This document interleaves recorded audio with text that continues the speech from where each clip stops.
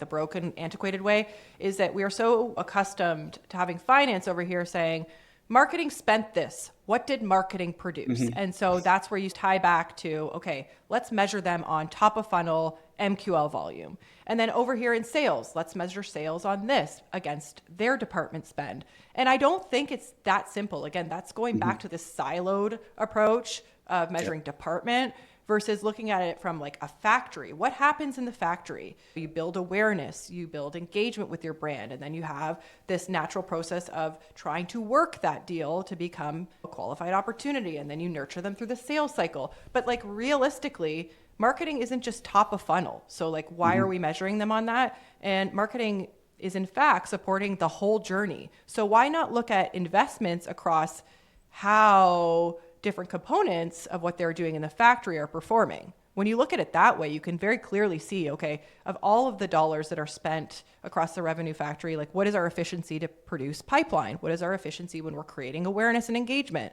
What is our efficiency when it comes to prospecting? That's really what companies need to know, is understanding their efficiency tied to unit economics at the different components of the revenue factory process.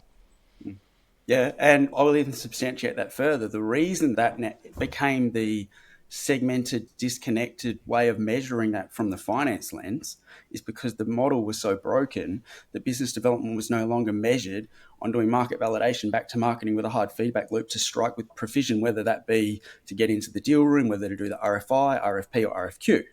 That became obsolete. There is no feedback loop there now. So that's why George and I have rebuilt some of these connective actions across the funnel to re-engage what that should look like across industry. But yeah, that's why, because the industry stopped measuring it that way and that stopped being an action. So now when we talk about it, people are like, that looks shiny and new, but it's not really. It's just doing it the right way from the start, which makes it easier to measure and makes sense for what you guys are doing. So that is complementary to that process, and it'll be a far more transparent way of looking at it.